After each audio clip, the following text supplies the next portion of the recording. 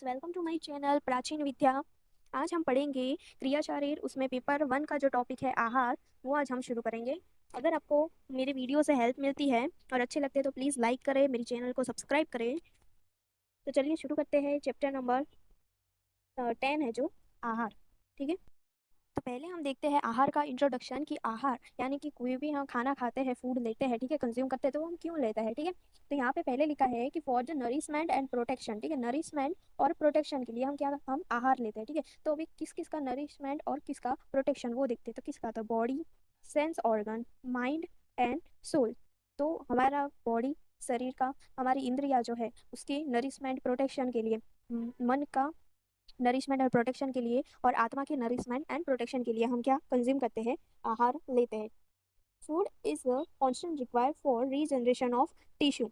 तो हमारे बॉडी में जो भी टिश्यू है तो उसका जो रीजनरेशन है उसके लिए भी क्या है, फूड बहुत ज़्यादा ज़रूरी है। ठीक है, अभी हम देखते हैं कि फूड वो फूड 3 टाइप के होते हैं। पहला है दोस एलिवेटेड फूड, दूसरा है दोस एग्रीवेटेड फूड, और थर्ड है फूड दैट मेंटेन हेल्थ। मतलब कि पहला है दोष एलिवेटिंग फूड, यानी कि जो दोषों को बैलेंस स्टेट में लाता है या दोषों को कम करता है।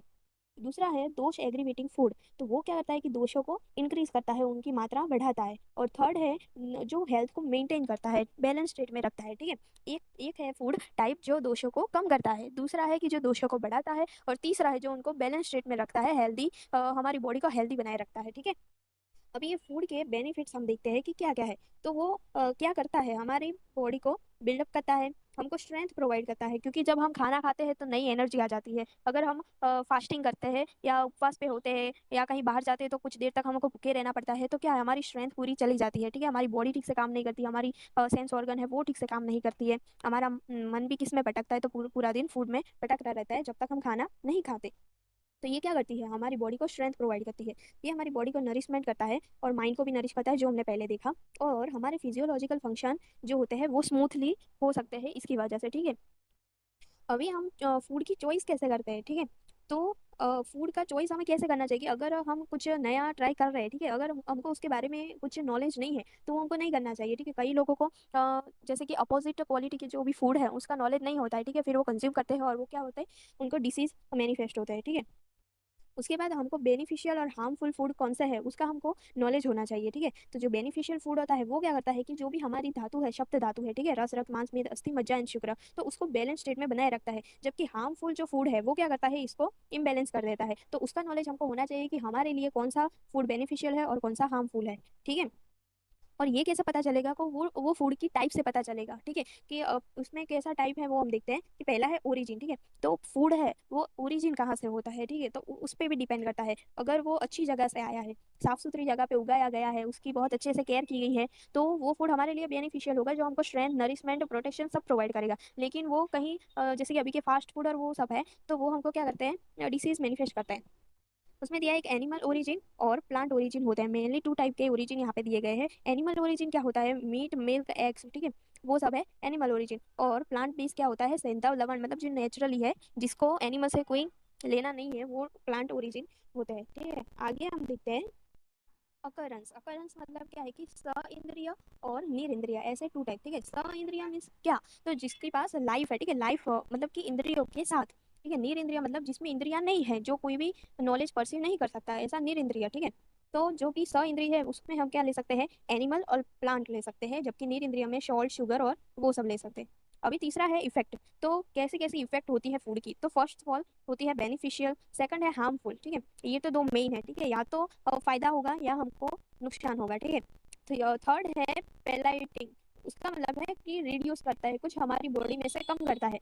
थर्ड है प्रोवोकेटिंग, यानी कि एग्रीवेट करता है, कुछ बढ़ा देता है, जैसे कि दोष को रिड्यूस कर देता है या दोषों को बढ़ा देता है, किसी धातु के ऊपर उसका इफेक्ट नजर आता है। और फिफ्थ है मेंटेन हेल्थ। ठीक है, तो मेनली 5 इफेक्ट हमको देखने को मिलता है, बेनिफिशियल, हार्मफुल, ठीक है, reduce, aggravated and maintain the health. इसमें कुछ एग्जाम्पल दिए गए हैं जो यहाँ पे है, जैसे कि साली, गोधूम, पथ्य, आमलक, मुदक, घृत, ठीक है, दिव्य उदक यानी कि रेन वाटर, सिंधव लमा, दाड़िम, ये सब क्या है, तो ये सब हम क्या कर सकते हैं, कंज्यूम कर सकते हैं रेगुलरली बेस पे, यानी कि हम रोज इसको खा सकते हैं। ये हमारी बॉडी के लिए बेनिफिशियल होगा, जो हमारी बॉडी को स्ट्रेंथ प्रोवाइड करेगा, हमारे टिश्यूज को नरिशमेंट देगा। ठीक है, अभी त्रिफला को हम हनी या घी के साथ अगर डेली नाइट को लेते हैं तो वो हमारी आइज को स्ट्रेंथ करता है। फोर्थ है उसका कंटेंट, ठीक है। कंटेंट में क्या आता है कि जो 20 गुण है, पर ठीक है, गुरु है, लघु है, शीत है, पिच्छिल है, तो ये सब जो 20 गुणाज है उसके अकॉर्डिंग उसका कंटेंट हो सकता है। अगर हम कुछ आहार लेते हैं तो उसका टू मेनली तो टू टाइप होता है, ठीक है। एक गुरु होता है और एक लघु होता है, ठीक है। और बाकी के सारे भी गुण उसमें देखे जाते हैं, तो गुणों के आधार पे उसका कंटेंट हम फिक्स करते हैं। उसके बाद है उसका टेस्ट, ठीक है। All the type of taste should be included in diet, ठीक है। अगर हम कोई एक ही टेस्ट है, यानी कि हमारे टोटल आयुर्वेद में षड रसात्मक है, ठीक है।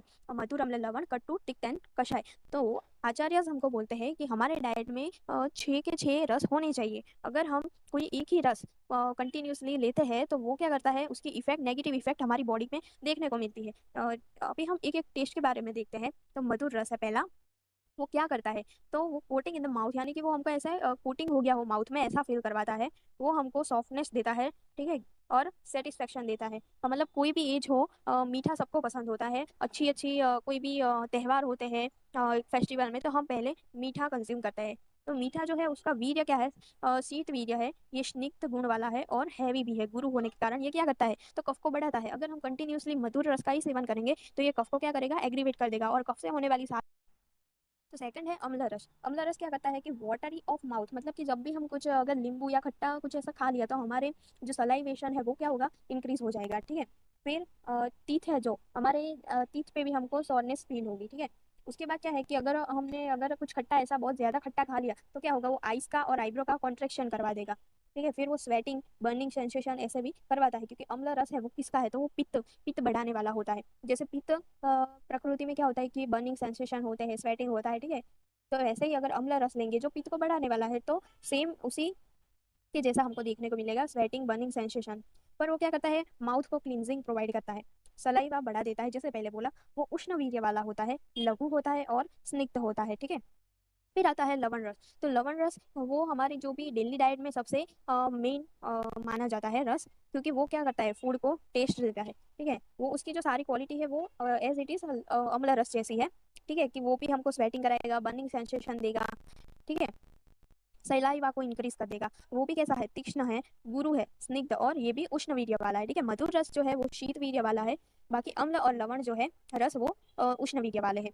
आगे है तिक्त रस। वो क्या करता है, क्लींजिंग माउथ एंड थ्रोट, ठीक है, हमारे गले और माउथ को क्लीन करता है। जो शीत वीर्य वाला है, लघु है और रुक्ष है। तिक्त यानी कि कड़वा रस, ठीक है।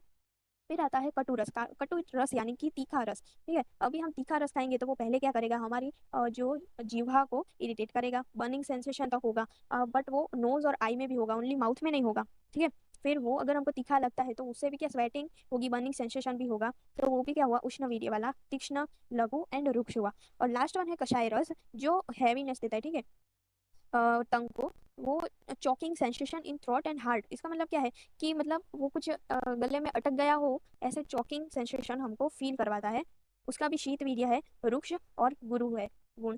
तो अभी हमने देखा कि मधुर रस, तिक्त रस और कसाई रस, ये जो तीन है वो शीत वीर्य वाले हैं, जबकि कटु, लवण और अम्ल, ये तीनों है उष्ण वीर्य वाले, ठीक है। अभी इसका पंच महाभूत के अकॉर्डिंग भी हम क्लासिफिकेशन देखते हैं। तो जो मधुर रस है उसमें पृथ्वी और जल महाभूत प्रीडोमिनेंट होगा। अम्ल रस है उसमें पृथ्वी और अग्नि महाभूत डोमिनेंट होगा। लवण रस में होगा जल एंड अग्नि महाभूत। कटु रस में होगा वायु एंड अग्नि महाभूत। तिक्त रस में होगा वायु एंड पृथ्वी महाभूत। और कषाय रस में होगा वायु और आकाश होगा। सॉरी, यहाँ पे लिखने का रह गया है। तो हम इसको याद कैसे कर सकते हैं, तो हम पहले तीन और लास्ट के तीन ऐसे याद कर सकते हैं, ठीक है। तो पहले दो में क्या आएगा, पृथ्वी पृथ्वी आएगा, तो दोनों में सेम है, ठीक है। तो पृथ्वी प्लस जल, पृथ्वी प्लस अग्नि, और जल और अग्नि क्या है, एक दूसरे के अपोजिट है, ठीक है। तो मधुर और अम्ल में क्या आएंगे, पहले जल आएगा, पृथ्वी एंड जल। सेकंड में अम्ल में क्या आएगा, पृथ्वी एंड अग्नि। अभी हम इस जल और अग्नि को मिला देते हैं तो वो क्या बन जाएगा, लवण रस के पंच महाभूत, ठीक है। तो ये तीन हो गए। लास्ट वाले तीन में देखें तो तीनों में क्या आता है, वायु आता है, ठीक है। और उसके बाद आता है अग्नि, पृथ्वी एंड आकाश। तो ये याद रखिएगा कि नीचे के जो तीन है उसमें जल है, जल महाभूत वो नहीं आता है, ठीक है। क्या आएगा, अग्नि। फिर इसी में आगे टॉपिक है आहार विधि विषयात्मक, यानी कि टोटल 8 फैक्टर है डाइट के, ठीक है। अगर वो हम फॉलो करते हैं तो हमारा जो फूड है जो हम कंज्यूम कर रहे हैं वो हमको क्या मेंटेन हेल्दी स्टेट बनाए रखेगा हमारी बॉडी की। तो मेनली इधर 4 टाइप के फूड बताए गए हैं। फर्स्ट है ड्रिंक, सेकंड है लिक्विड फूड, थर्ड है च्यूइंग एंड फोर्थ है नॉट रिक्वायर्ड च्यूइंग। ठीक है, फर्स्ट है ड्रिंक यानी कि कोई भी बेवरेजेस जो हम ड्रिंक करते हैं। उसके बाद है लिक्विड फूड जिसको हम मतलब चाट सकते हैं ऐसा फूड। ठीक है, थर्ड है च्यूइंग यानी कि जिसको हमें चबाना पड़ता है, जैसे कि रोटी है, तो वो सब हम क्या करते हैं कि चबाना पड़ता है। और फोर्थ है नॉट रिक्वायर्ड च्यूइंग, जैसे कि राइस है तो वो हमको चबाना नहीं पड़ता, मतलब कि ऐसा फूड जो हम ऐसे ही निगल सकते हैं तो वो डाइजेस्ट इजीली हो जाएगा। तो अभी आहार विधि विषयतना में टोटल 8 प्रकार के फैक्टर्स दिए गए हैं और ये उसका श्लोक है प्रकृति करण संयोग राशि देश काल उपयोग संतयो अष्टम आनी। ठीक है, तो ये टोटल 8 प्रकार के हैं, प्रकृति करण संयोग राशि देश काल उपयोग संस्तयो अष्टमानी। तो हम इसको याद कैसे रख सकते हैं, तो मैं आपको एक ट्रिक बताती हूँ कि जैसे फर्स्ट है प्रकृति एंड करण। ठीक है, मान लीजिए ये कोई गर्ल है, ये कोई बॉय का नाम है, प्रकृति एंड करण। ठीक है, इन दोनों का क्या हुआ है, संयोग हुआ है। क्या हुआ है, संयोग हुआ है। किसका, प्रकृति एंड करण का संयोग हुआ है। किसकी वजह से, उनका राशि देश और काल, इन तीनों की हेल्प से, राशि देश और काल। ठीक है, मान लीजिए इनके दोस्त है तो उनकी वजह से, राशि देश और काल की वजह से प्रकृति और करण का क्या हुआ है, संयोग हुआ है। ठीक है, और उन्होंने किसके उपयोग से ये किया है, तो किसी संस्था के उपयोग में उपयोग से वो दोनों का संयोग हुआ है। ठीक है, फिर से एक बार मैं बता देती हूँ कि राशि देश और काल, ठीक है, प्रकृति और करण का संयोग हुआ किसके कारण, राशि देश और काल के कारण हुआ। कहाँ पे हुआ, तो किसी उपयोगित संस्था में हुआ है। ठीक है, मैं इसको हटा देती हूँ पहले। ठीक है, तो अभी हम एक एक करके इस वर्ड को समझते हैं। फर्स्ट है प्रकृति। प्रकृति यानी क्या, तो नेचर, नेचर और क्वालिटी ऑफ फूड। तो क्या हमने आगे जैसे पढ़ा कि 20 गुनास के अकॉर्डिंग हम डिस्क्राइब कर सकते हैं अपने फूड को। उसमें जो मेनली 2 मैंने बताया था वो क्या है, क्या गुरु गुण है और लघु गुण है। तो हम कोई भी फूड कंज्यूम करते हैं तो मेनली 2 टाइप होता है, या तो वो हैवी होता है या वो लाइट होता है। इधर एग्जाम्पल में दिया गया है कोई भी मीट है, ठीक है, नॉन वेज है, तो वो क्या होगा, उसका गुण होगा गुरु। जबकि पॉपकॉर्न है तो वो क्या होगा, लघु। ठीक है, उसके बाद आता है करण। करण मीन्स की ट्रांसफॉर्मेशन प्रोसेस, मतलब हम कुकिंग करते हैं, फ्राइंग करते हैं, रोस्ट करते हैं, तो ये सब क्या है, जो भी प्रोसेस है कि हम फूड को प्रोसेस करके जो इजीली डाइजेस्ट हो सके ऐसे कन्वर्ट करते हैं। ठीक है, तो उसको हम क्या बोलते हैं, करण बोलते हैं। उसमें एग्जांपल ये कि अगर हम फूड को रोस्ट करते हैं या स्टीम करते हैं, ठीक है, सेकते हैं या फिर हम उसको स्टीम करते हैं, तो वो फूड कैसा हो जाएगा, गुरु सॉरी लघु गुण युक्त हो जाएगा। जबकि हम कोई फूड को फ्राई करते हैं तो वो कैसा हो जाएगा, लघु सॉरी गुरु गुण युक्त हो जाएगा। जैसे कि दही है तो वो क्या है, एक गुरु गुण युक्त पदार्थ है। ठीक है, पर अब जब हम उसको बटर मिल्क में कन्वर्ट करते हैं तो वो बेनिफिशियल है, वो क्या हो जाता है, एकदम लाइट हो जाता है। ठीक है, उसके बाद आता है संयोग, यानी कि कोई भी अगर हम अपोजिट क्वालिटी का फूड का संयोग करके और उसको हम लेते हैं तो वो हमारी बॉडी पे नेगेटिव इफेक्ट अपना दिखाता है और क्या होता है, डिसीज मैनिफेस्ट होता है। ठीक है, अगर जैसे कि यहाँ पे दिया है honey and ghee useful if taken independently, मतलब कि अगर हनी और घी को हम अलग अलग लेते हैं, कंज्यूम करते हैं, तो वो हमारी बॉडी के लिए बहुत ही बेनिफिशियल है। पर अगर हम इसको मिला देते हैं तो वो हमारी बॉडी पे क्या करेगा, नेगेटिव इफेक्ट दिखाएगा। जो राशि, ठीक है, 2 टाइप की राशि होती है, मतलब कि टोटल क्वांटिटी ऑफ फूड, उसको क्या हम बोलेंगे, सर्वग्र। और इंडिविजुअल फूड क्वांटिटी होगी, उसको हम बोलते हैं परिग्रह। फिर है देश। ठीक है, मेनली 2 टाइप है, एक जियोग्राफिकल है और एक ह्यूमन बॉडी है। ठीक है, जियोग्राफिकल में क्या क्या होगा, तो जंगल प्रदेश होगा, आनुप देश होगा और साधारण देश होगा। ठीक है, जंगल प्रदेश यानी कि डेजर्ट वाला प्लेस, ठीक है, जहाँ पे रण प्रदेश है, तो उधर क्या होगा कि हम कटु तिक्त और कषाय रस युक्त फूड नहीं कंज्यूम करेंगे, क्योंकि डेजर्ट जो जंगल प्रदेश है वो उसका जो नेचर होता है वो क्या होता है, एकदम ड्राई होता है। ठीक है, जो ड्राई होगा वो क्या करेगा, हमारे वात को एग्रीवेट कर देगा। ठीक है, अगर अगर हम ऐसी प्लेस में हैं और वहां हम कटु तिक्त और कषाय रस लेते हैं जो वात को बढ़ाते हैं, तो और क्या होगा, हमको वात डिसीज होंगे। दूसरा है आनुप, यानी कि फॉरेस्ट जो भी प्लेस है, ऐसी जगह पे क्या होगा कि हम मधुर अम्ल लवण रस लेंगे तो कफ की वृद्धि होगी, क्योंकि वो जगह ऐसी है इसीलिए जो कफ को बढ़ाने वाली है। और तीसरा है साधारण देश। ठीक है, और सेकंड वाला है ह्यूमन बॉडी। तो ह्यूमन बॉडी में क्या होगा, या तो वो वेजिटेरियन होगा या वो नॉन वेजिटेरियन होगा। फिर है कि कैसे हमको फूड कंज्यूम करना है, तो प्रकृति के अनुसार या फिर एज के अनुसार हम फूड कंज्यूम करते हैं। ठीक है, हमारी प्रकृति अगर पित्त प्रकृति है तो हमको अम्ल तिक्त और लवण रस कम खाना चाहिए, क्योंकि वो क्या करते हैं, पित्त को बढ़ा देते हैं। ठीक है, तो क्या होगा, हमको पित्त वाले डिसीज होंगे। तो हमको हमारी प्रकृति के हिसाब से डाइट लेना चाहिए, एज के हिसाब। फिर आता है काल।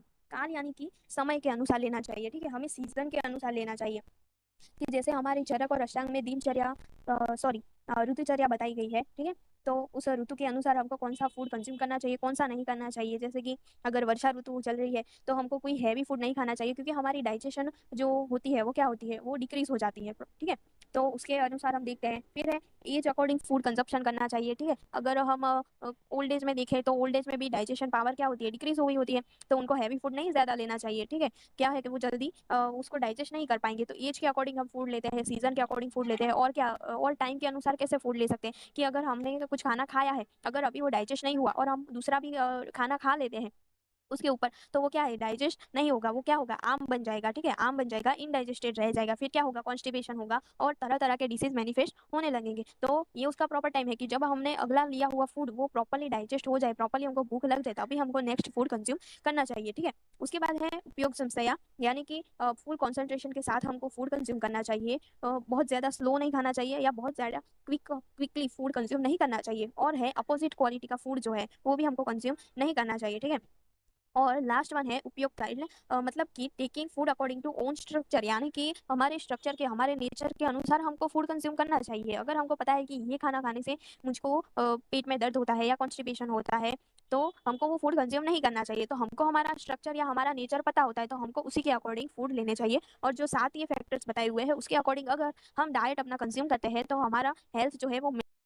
एंड द लास्ट टॉपिक है आहार परिणाम कार भाव, यानी कि ट्रांसफॉर्मेशन ऑफ फूड, ठीक है। अभी हमने पहले देखा कि फूड हमको कैसे लेना चाहिए, ठीक है। 8 प्रकार के जो भी लॉ है कह सकते हैं, वो हमने देखा कि अगर ये सब होगा, ये 8 फैक्टर्स होंगे, तो वो डाइट क्या होगा, तो हमारे हेल्थ को मेंटेन रखेगा, ठीक है। अभी हमको वो फूड ट्रांसफर भी करना पड़ेगा, क्योंकि हम ऐसे ही नहीं खा सकते, वो इजीली डाइजेस्टेड हो ऐसे फॉर्म में हमको उसको बनाना पड़ेगा। तो उसके लिए भी यहाँ पे 6 प्रकार के फैक्टर दिए हुए हैं कोई भी फूड को डाइजेस्टेबल बनाने के लिए। तो पहला है हीट देते हैं, ठीक है। अगर अग्नि में हम उसको पकाएंगे तो वो क्या होगा, तो गुरु गुण है अगर उसका, तो वो थोड़ा लघु गुण हो जाएगा, जो इजीली डाइजेस्टेबल बन पाएगा। उसके बाद है वायु, ठीक है। तो वायु क्या है, तो मूवमेंट के लिए बहुत ही इंपॉर्टेंट फैक्टर है वायु, ठीक है। तो हमारे माउथ से लेके उसका डाइजेशन होना, उसका स्टमक में जाना, small intestine and large intestine सब में जाना, तो ये सब मूवमेंट वो किसके कारण होती है, तो वायु के कारण होती है। उसके बाद है क्लेद। क्लेद क्या है, मॉइस्चर, यानी कि जब हम हमारा खाना मुंह में रखते हैं तो उसमें क्या होता है, सलाइवा मिक्स होती है और वो फूड को क्या, क्लियर यानी कि मॉइस्चर बना देता है, जिससे वो इजीली हमारे स्टमक में जा सके, ठीक है। फिर है स्नेह। स्नेह यानी कि सॉफ्टनेस, वो फूड को क्या बनाती है, एकदम सॉफ्ट बनाती है।